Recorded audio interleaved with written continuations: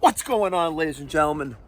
We got class number 2 of season 2 of the Mikey Pipes HVAC training facility. Here's that video, uncut, unedited, raw, Mikey Pipe style. Make sure you smash that thumbs up button, subscribe, notification bell.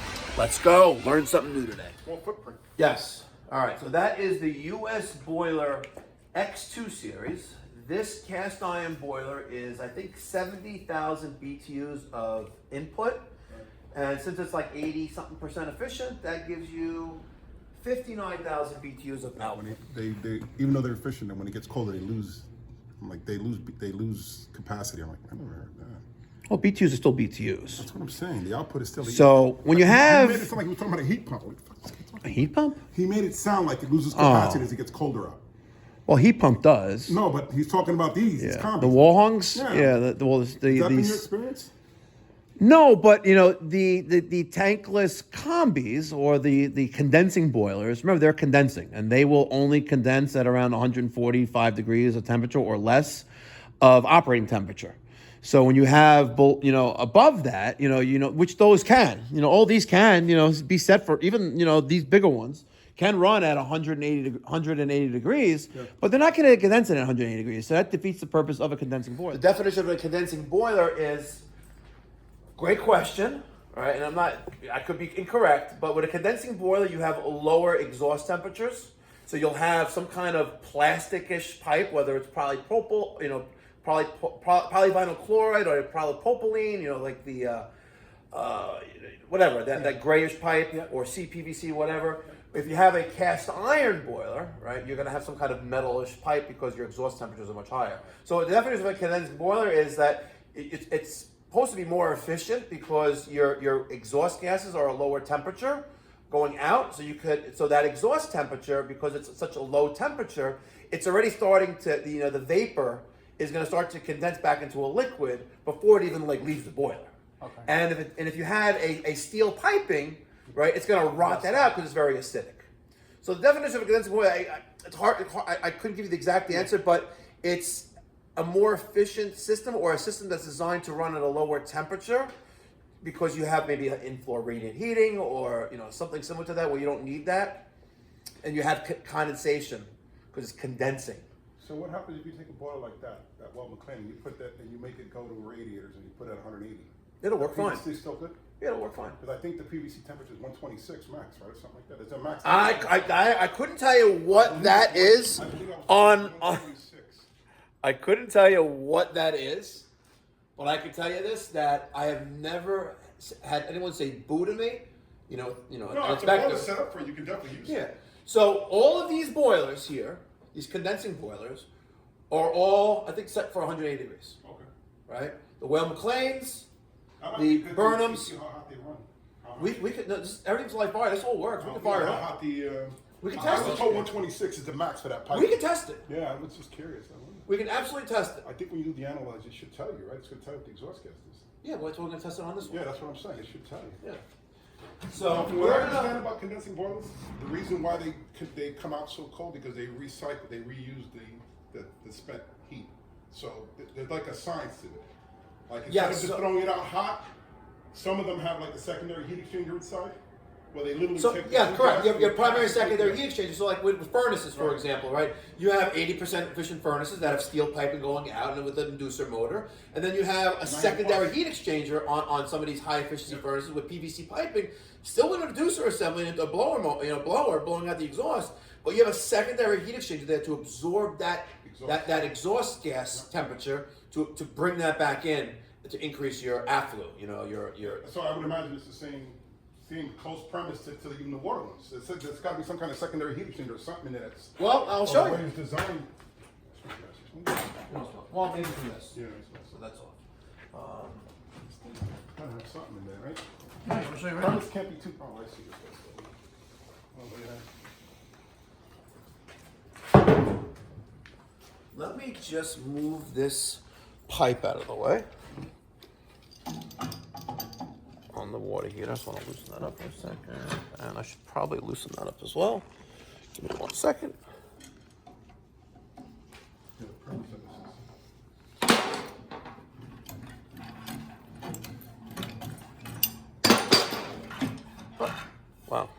just in there a couple times over. Look at that. Isn't it just enough? Just enough. All right, so here you have the Weil-McLain Ultra 3.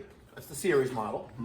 And this is a 230,000? Yeah, 230,000 BTUs. This right here is your heat exchanger. I have a sword, this is a Weil-McLain sword, that you use. We can take this apart if you want, today or next class, whenever you want. And I have the maintenance kits, and you'll see how you do this. Right? There's a maintenance kit, it's about, I don't know, X amount of dollars, forgot what it was, but it comes with the igniter, comes with gaskets, does not come with the sword, but you take all this apart, and you replace those gaskets, and you sword the heat exchanger. You're cleaning out the heat. You're cleaning the heat exchanger. And then you rinse it down with water, which then collects at the bottom of the heat exchanger. It goes into your condensate trap, right? And then it goes out and then it goes away. This right here is your only heat exchanger you got, right? You have a negative pressure gas valve, so it's sucking in. Pressure? I'm pretty sure it's negative pressure. I know that the other ones are. So it sucks in the gas because there's a blower and a venturi. So that it's sucking it. Is it like an inducer? That's an inducer assembly, yes. But it's sucking in the gas, blowing it into the heat exchanger, the same way a furnace would be, through this cast heat exchanger, and then your exhaust is here. This is your fresh air in. And if you ever have a horrible sounding Weil-McLain or any of these other boys that have a silencer on your inlet, that's why, because it fell out and it's going rattling like crazy, and it's still running. This stays right here for the ambient, the way it is. Yeah. Get the Nope. Which is another, I'm not really a fan of that, where they don't have like connected to fresh air. Like none of them do that. Actually, that's not The room man. That pressure just comes into this cabinet. correct. From the tapping on top. Literally just ends right there. Yeah, so it sucks into the cabinet. You know, there's gaskets around the cover, like all the other ones, and the whole cabinet becomes under pressure. Well, actually, negative pressure. You're sucking it in, and with the gas into your blower, your gas valve, and into your heat exchanger through your burner. This is the inducer. I wouldn't call it an inducer, call it a blower assembly. Yeah. So this is creating a negative This pressure here, yeah. So the gas is hooked up to there, so it's sucking in oxygen, combustion air, introducing gas into that, throwing it into the heat, into the burner itself. We should probably take this apart. So and this gas is, so it's positive, negative here, or is it positive, positive? You take reads, what would you get?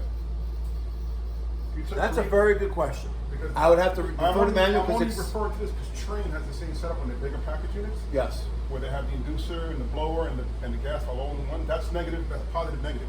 So it's So you're gonna see a difference on the gas line on the inlet and on the you'll outlet. see, so you'll do a port now, but you can put them on both, and one will be negative, one will be positive.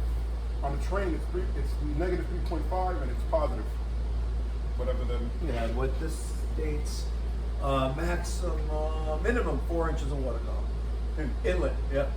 What about the outlet? And look at this, manifold gas pressure. What is it? right? 0. Yeah, so it's Yeah. So it's positive, negative, right? Correct. Yeah.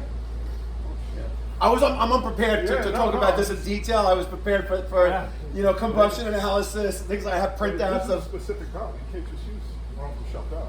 No, that's an Ultra 3, probably for that series. Right. Not probably for that size, gas valve. Yeah.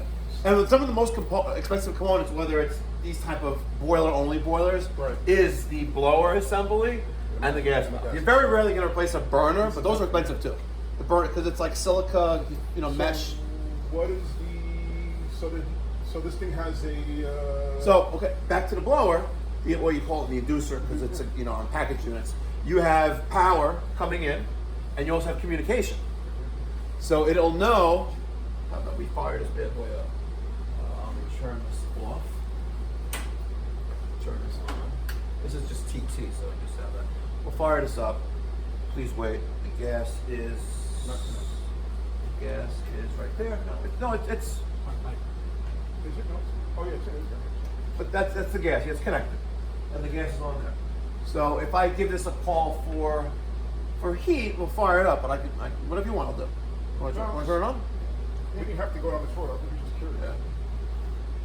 Yeah. But there's only one heat exchanger. Now, if you look at this, the U.S. boiler burner counterpart On this one, the efficiency is gained internally. It does its own thing before it exhausts. It probably reuses that spent heat to create Yeah, this is Before it dumps absorbing. it, it does it all internally. It's absorbing. It doesn't have a secondary heat exchanger. Correct. It doesn't need it. It kind of has it all in one. This is 230. This is 90. BTU. Yes. So this is a much smaller dimensional and BTU capacity size system, but it's identical principle. A single heat exchanger, blower motor, gas valve, trap, condensate trap. It's like it looks like a mirrored version of it, right? One's going from the left, one's going from the. What do you notice about these traps? How big they are? Well, you know, I again, I'm not that prepared, but I know it's gallons per day.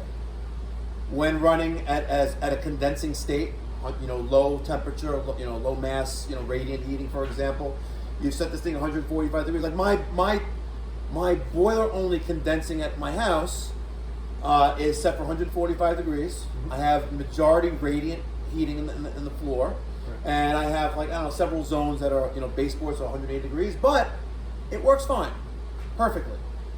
On those 10, 20 degrees days, That's what they're saying. that's where you suffer, That's what they're right? saying. And that's when you have to crank up the temperature. That's where an outdoor reset would come into play. Where when you blow a certain temperature, it'll ramp up to a higher temperature, and that's what Which I becomes think really. this one has, right? They all do. They all do. Every single one of you does. How do you control the difference in temperature from your radiant to your radiator? I don't. I have it. The boiler temperature is set. It doesn't know. It all it knows is that it's set for 145. So if you had some, you have to put a mixing valve. If you went from like baseboard to So I actually have mixing valves on all the radiant and the snow melt. I have all that, Right. but I still keep it under 45 degrees. Right. When it's cold, Then you- right, then the mixing valves will come into play, and they'll send out, you know, about 140 degrees, 145 degrees of No matter temperature. what. No matter what. They're mixing. The mixing. Amount. Yeah. What is it? Is it mixing with the domestic water? No, the mixing with the return pipe. Right. Oh, I got you. Yeah. So you have supply Cooler and the going. You have supply going to a zone, Okay. and at that point, you know, before the circulator, you'll have a mixing valve there. So you have the hot water going into the mixing valve. You'll have the return water coming back to it, And that's what's with, bringing you know, the from a T, temperature right? regulated. The return's going back to the bowl, and it's also going to the mixing valve with a mixed temperature out of the thermostatic mixing valve, and then your circulator. The only one I understand that does domestic is like hot water phasing. That uses domestic cold water to mix.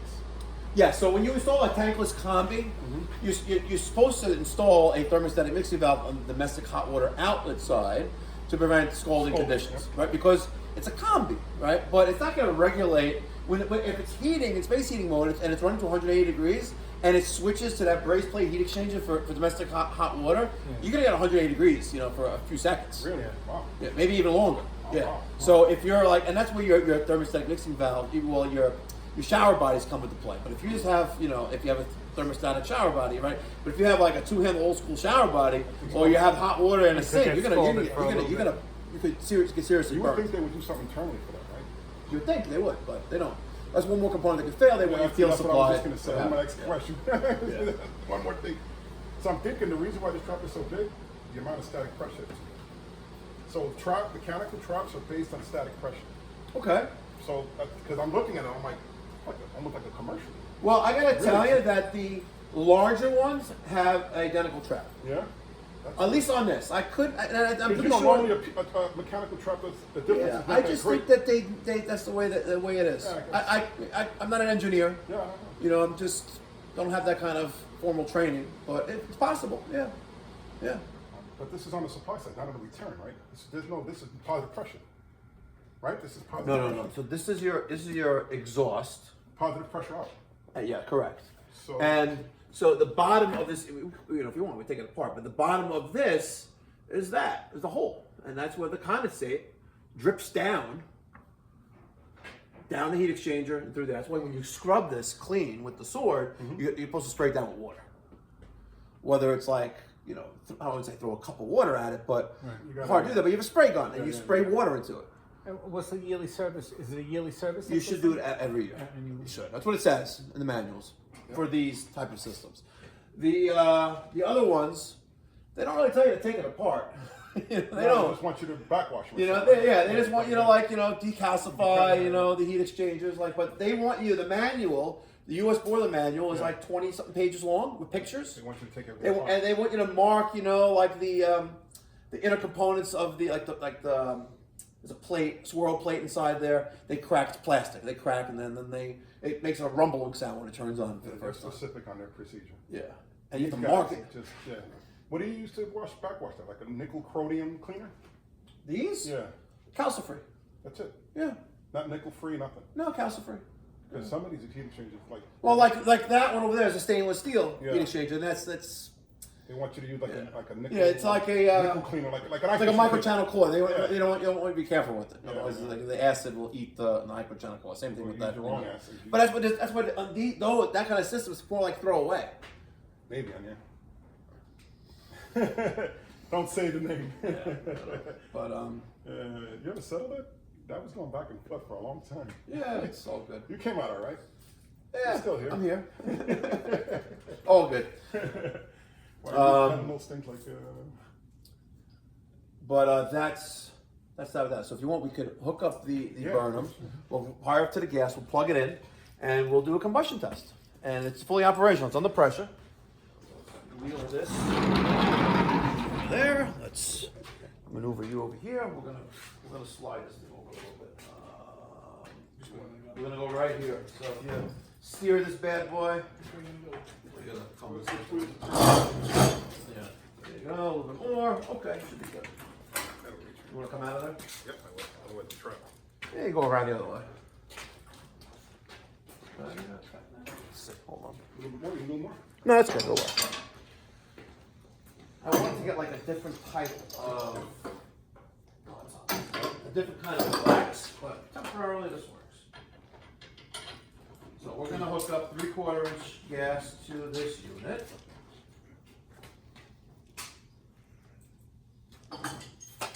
And we will fire it up.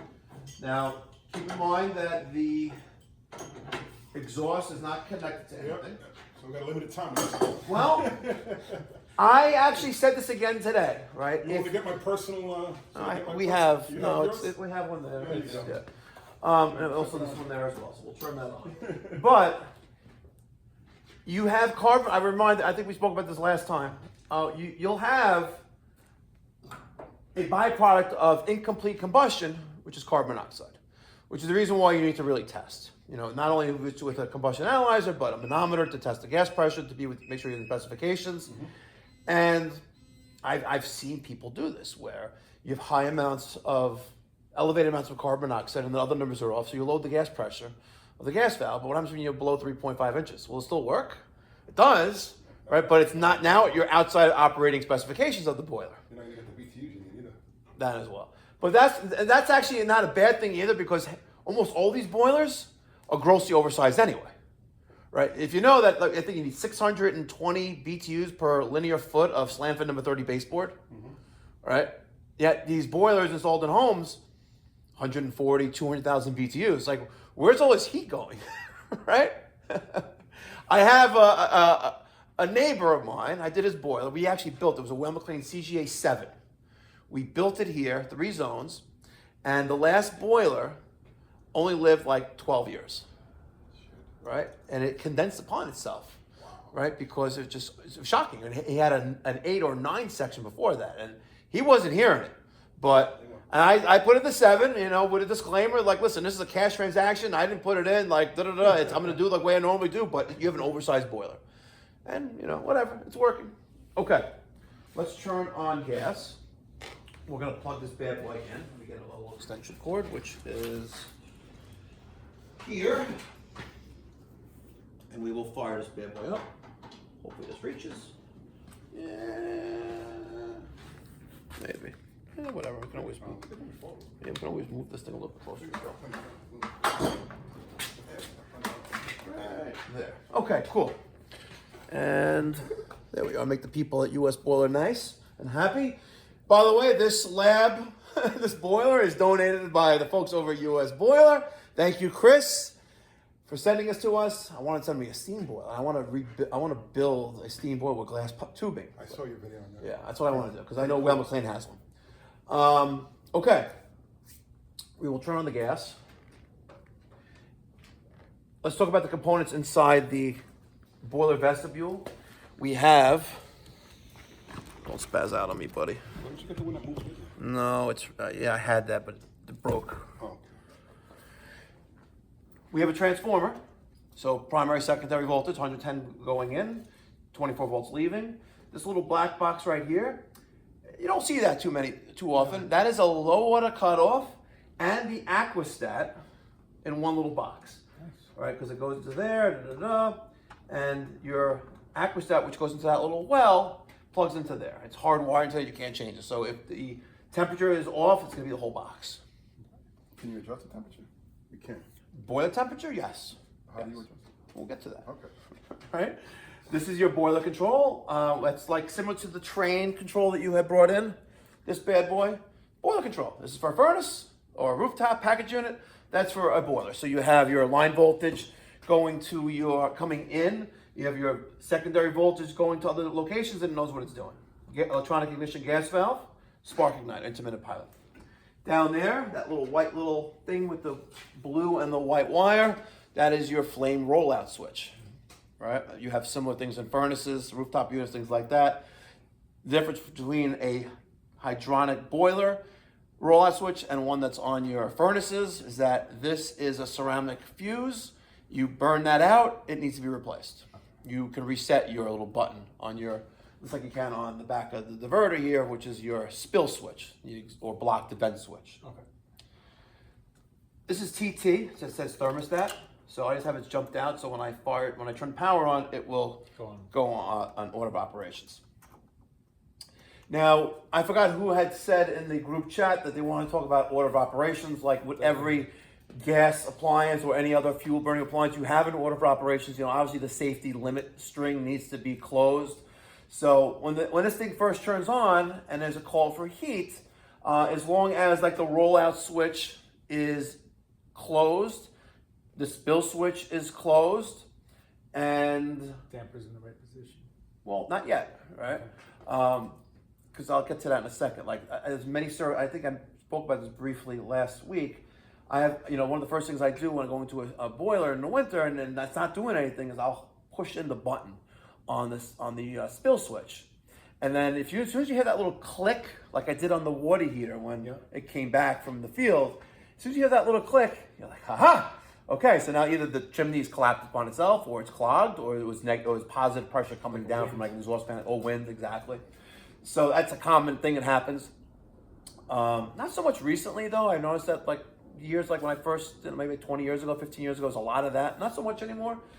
But if the two other limits, we're talking about this kind of boiler, are closed, the damper will then open. If that limit is open, the damper's not going to do anything. Oh, wow. So it doesn't get 24 volts unless the whole circuit's completed. Correct. And then it has its own, end switch or, limit. And then when that's closed and the damper's fully open, then you'll have 24 volts going to your gas valve. Okay. Now, does it send that signal back to this thing? Yes, because this is That's actually separate, the motor so signal- unlike this, right, which is an intermittent pilot control, electronic ignition control, right, because you have THW with 24, so that's the safety circuit is now sending 24 volts to there, and then it powers MVPV, and it So on that one, that's in series. Where in this one goes direct. Yeah, direct so signal. that's what makes this a little bit different than a lot of, like Weil-McLain's the But same it has way. its own plug right here for the motor. Yes. Which is 4 wires. Correct. So 2 would be power and 2 is the end switch. Correct, absolutely. Right to that. Yes. That's why I have this little handy dandy little chart. I think I showed you guys last you week, did. which Pretty is cool. that, I even have it with a pin arrangement. So if even it, You like it is 6 o'clock. Hold on, I got the lights back on, home, We're in the dark here. Lutron. 1010 Central. See, that's how you get customers in here. Then you Main you lights. shut the lights off on them. On. Okay. There you go. What was I saying? Yeah, so I have this little diagram, so if I need to test the end switch on that, I could do it. Okay. Right.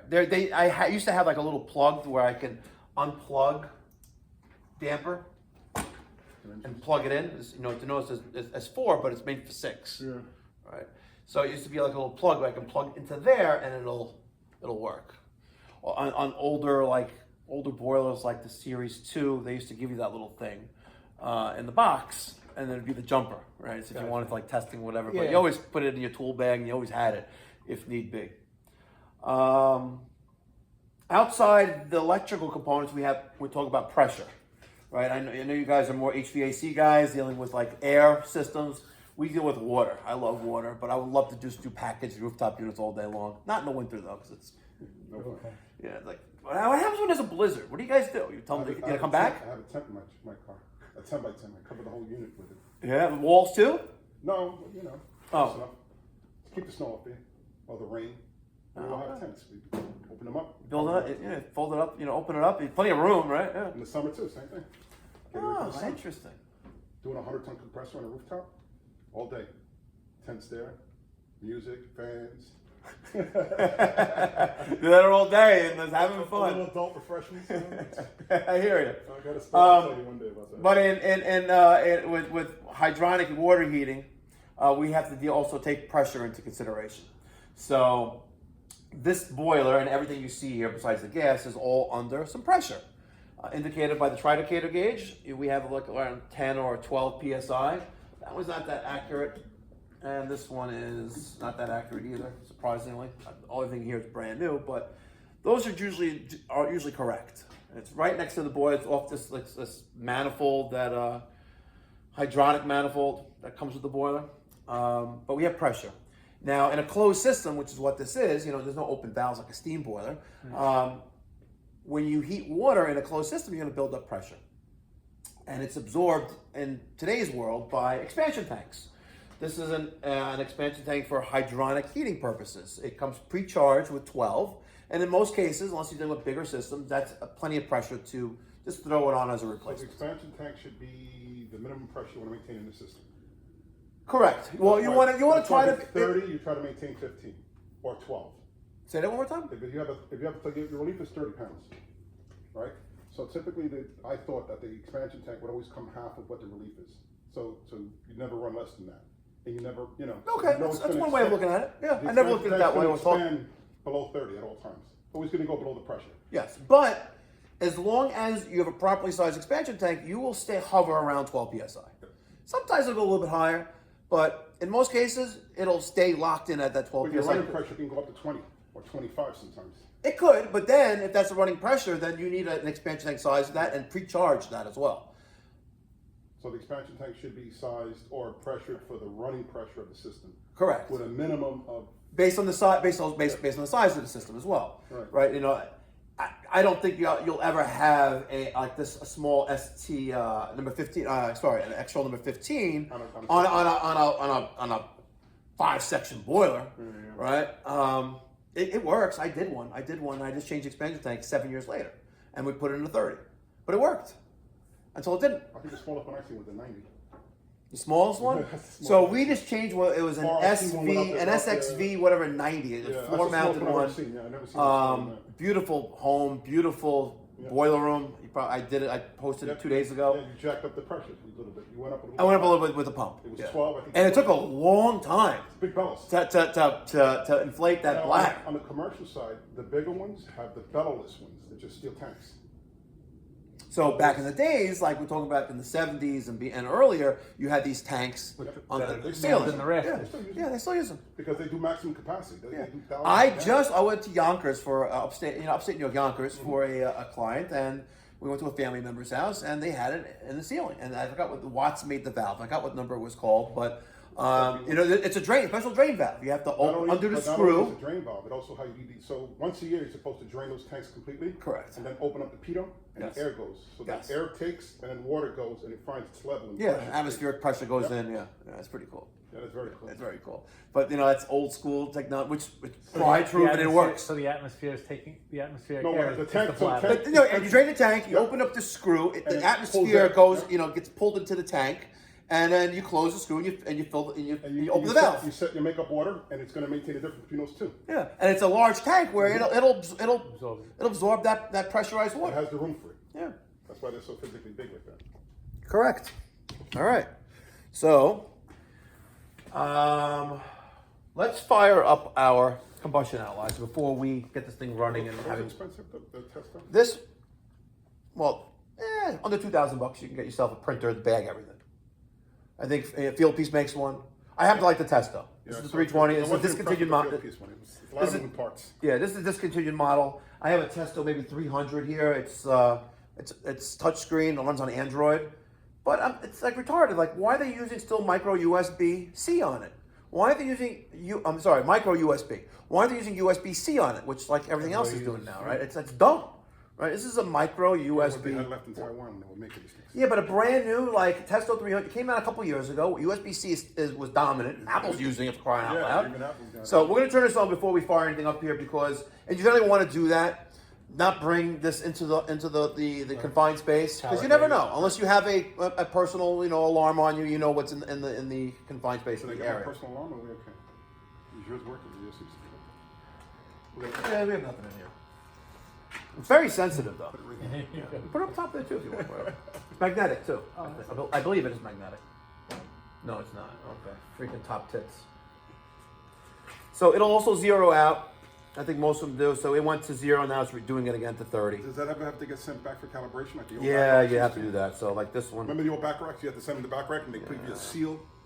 Yeah. So, and that's what got me started on YouTube. That exact thing, having to send my back rack combustion analyzer to back rack, and they basically said it's like, I don't know, it's like a couple $1,000. Like, but the thing's a couple $1,000. I can get a new one for a couple $1,000. And I'm like, well, yeah, then you should buy a new one. And I went on YouTube, and I typed in combustion analyzer and see what other guys are using, because it's like 2012, 2011, and I saw this one plumber up in Massachusetts. He's talking, a little weird, sounding guy, whatever, but he had some videos on this. I was like, this is pretty cool, so I'm gonna buy one.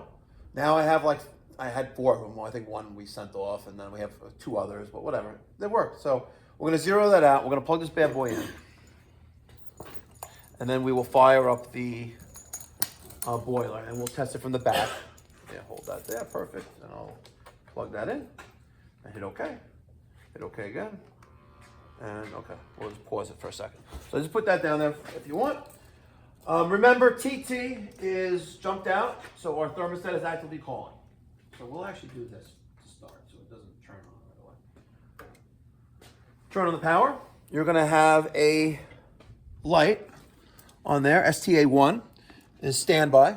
If you look at the front cover, which is right here, there's an error. There's a code. No, it's not there. Where is it?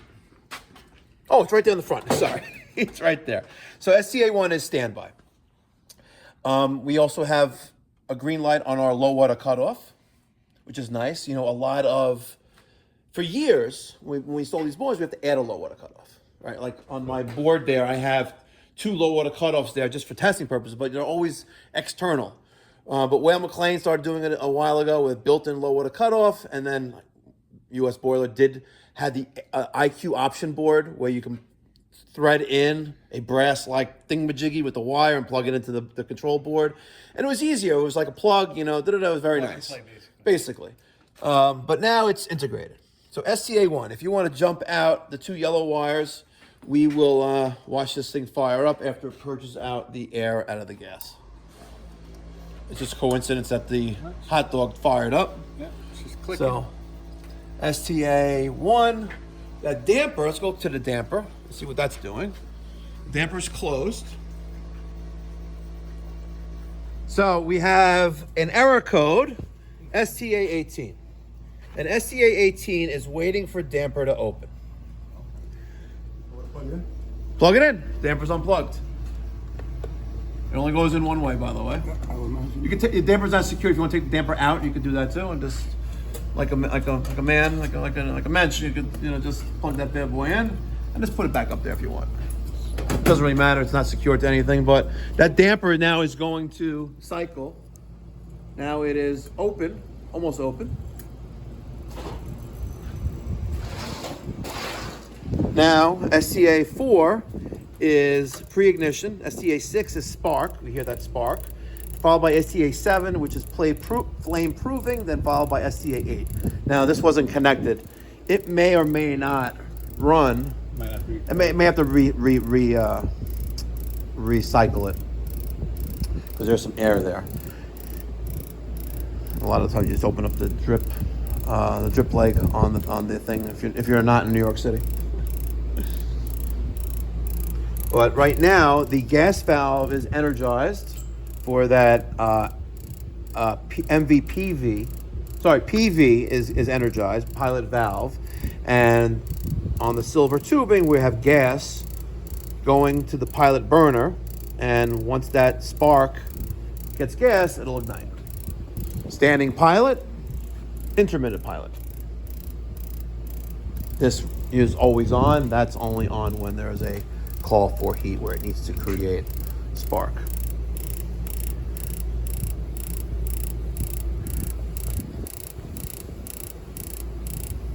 We'll let that time out, and then we can force some gas through it if you want. So off camera, we opened up that little plug on the gas inlet side of the gas valve with an Allen key, and we power cycled it.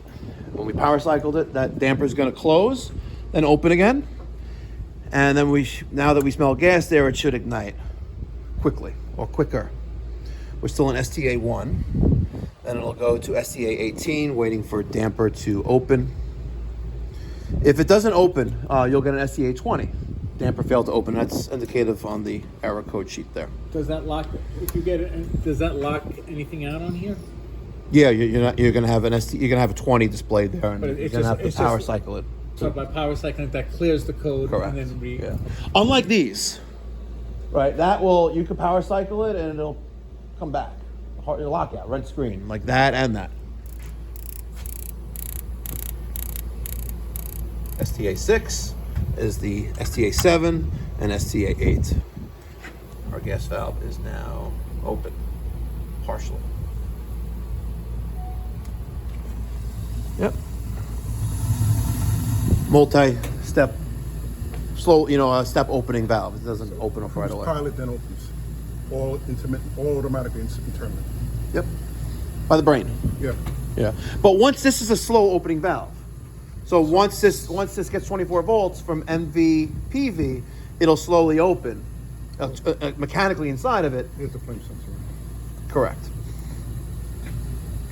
And you know what's surprising about this system though, right? We're on a wood platform with, I guess this would be the only ground. There's no ground here. We only have 2 wires going to it, right? But it still works. Right, on your furnaces, polarity matters, and also grounding. You may not gonna get that flame sensing, once it'll turn off after a few seconds. Self grounding. Yeah, it's.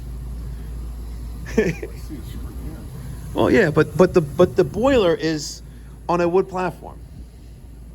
We're not on the ground, but it still works. Notice on the low water cutoffs, they always tell you not to use Teflon tape. Correct. Is that sensor picking up? Just like anode rods too. Is it picking up the ground off the threads Yes. to detect it? That's why it's so Yeah. important that you don't use a Yeah. Teflon tape. Yeah.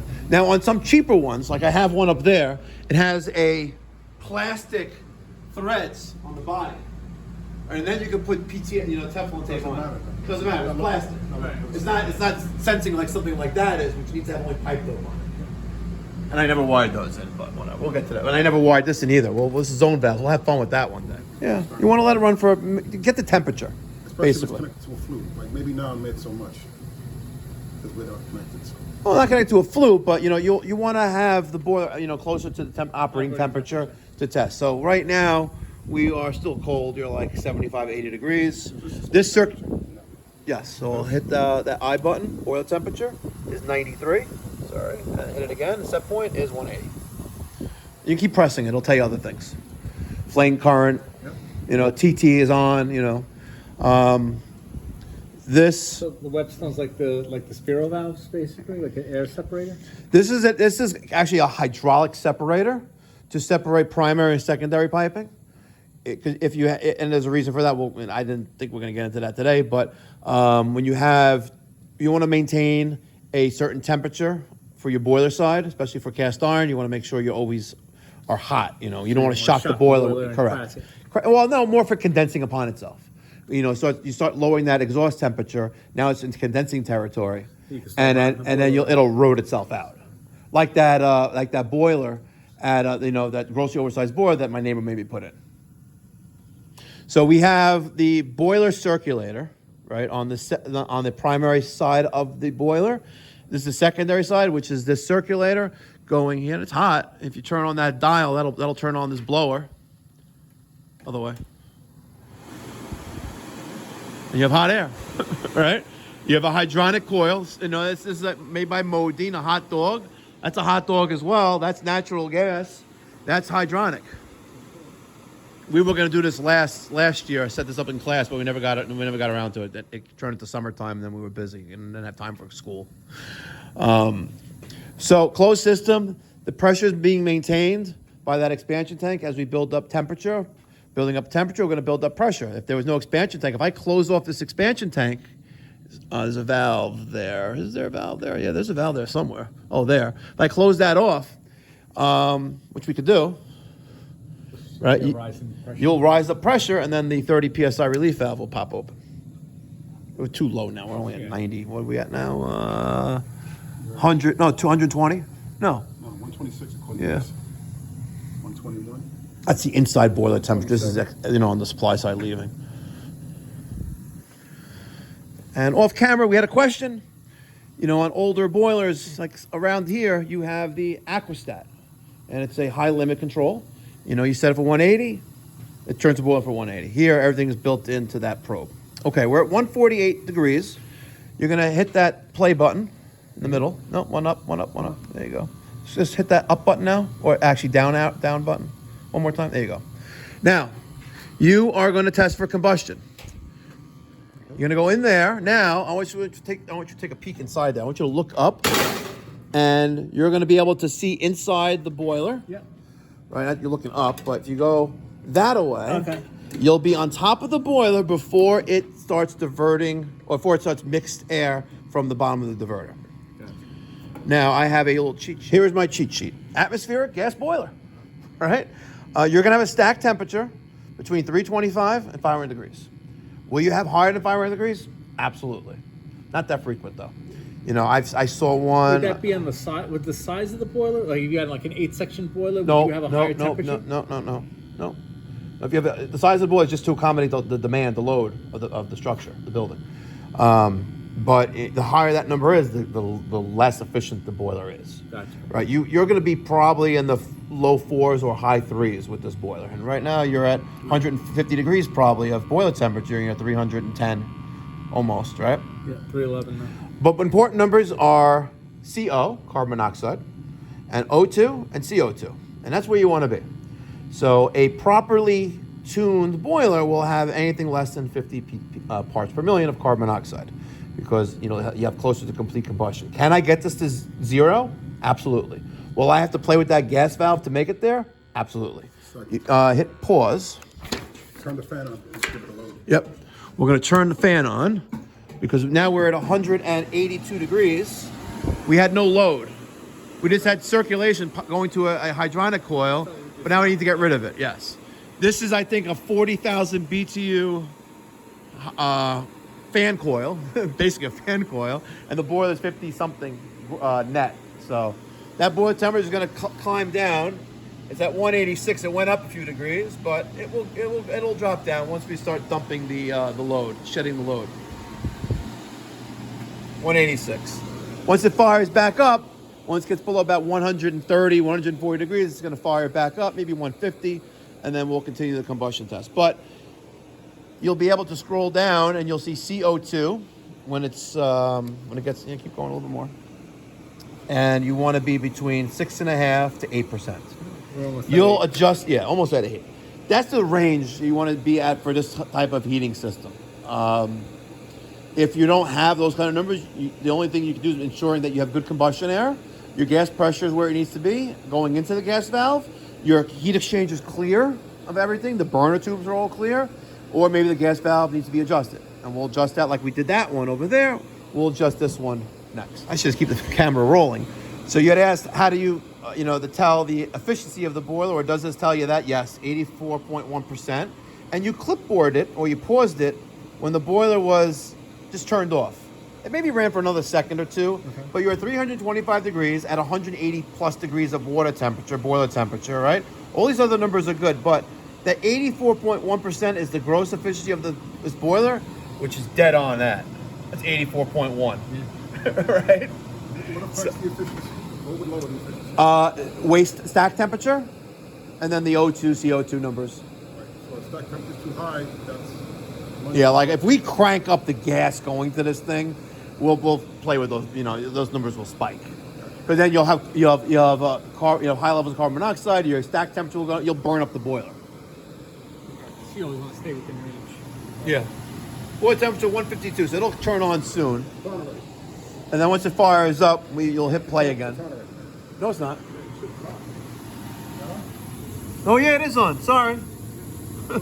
Sorry. Yeah, the damper opened. I'm sorry. My bad.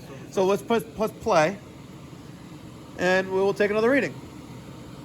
Now that we're shedding that load, I'll keep an eye on that. Boiler temperature 151, and it's on. It's not a modulating boiler. It's not a condensing boiler. It's an on and off switch. So if the gas valve is powered, it's burning 100%. There's no modulation. It only ramps up in the beginning when it first turns on, and it cuts off when it reaches temperature. So it's a dumb boiler. It's on or off. So if 24 volts is to the gas valve, it's fully open after a few seconds, right? And when we get to that 180 degrees, right now we're at 152. This load is matched for the boiler, right? If the boiler turns on, off rapidly, right, we have a grossly oversized boiler, or maybe only one zone of 10 are on, for example, which that never really is the case. So it's like short cycling. Yeah, so you don't want to short cycle the boiler either, because that's not good. You're going to wear and tear, condensing issues, things like that. Boiler stack temperature issues. So you're at 84. Look at that. You're dead on what this is rated for by the factory or by the federal government. Your stack temperature, 341, 342 degrees. You've been maintaining that. Your O2, 6.4%, right where you need to be. CO, carbon monoxide, 29, well under 50. And if we scroll down, you're at 8% of CO2. And that efficiency is coming down a little bit. And it will. Let's see what our temperature is at. 155. We can also test draft, right? So we will clipboard this. Now you'll pull that out. We're gonna hit escape. We're gonna scroll down 1 to draft. We're gonna hit OK. It's gonna zero out for 11 seconds. And once that's done, we're gonna take a draft measurement. Now, there's no real drafting issues here, but I recently learned, I was always taught to shove it back into where it belongs, but I recently learned you're gonna drill a hole after the draft diverter and after the damper, or if that's where you need to be, because you're sucking in draft from the room. But you're measuring it on the positive side. Correct. Well, negative. Yeah, sorry. Negative side, yes, negative side. So now put that right in the center of that. You can rest it right on top of there.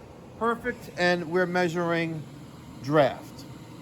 That's a product of what's coming in here. Yes. Whatever's coming in the bottom is what's coming in. Right. So we should have something there. It should be negative. Eventually, it should pop up there. But I recently learned that you should need to do it that way. And then the folks over at, I think there was Testo, or maybe it was True Tech Tools, because they have a lot of resources online, said, no, there it is. There's your negative pressure. Our temperature is 162. And we have that negative pressure. Let's try to get back to that temperature that we had before, which was like 120 degrees, I believe it was. There it is. We'll hit the clipboard button. And now you completed the draft measurement. We're going to print the results, and you're going to have it. And infrared, so as long as that eye reaches that eye, we'll hit the print button, and we will print the results. I do this on every single heating service call. If we touch the appliance, we're documenting and verifying that on this day, at this time, this boiler, it's already received everything, this boiler was running at those numbers. We get a stack temperature of 348 degrees, oxygen percentage of 6.4, 30 parts per million of carbon monoxide. Here's your draft measurement and numbers down there at the bottom. Negative draft that's for negative 4 ten thousandths, I believe. 1,000, yeah, 10 thousandths. Yeah, 1,000ths. Tens, hundredths, yeah, negative 4 thousandths. There you go. Thank you. You're welcome.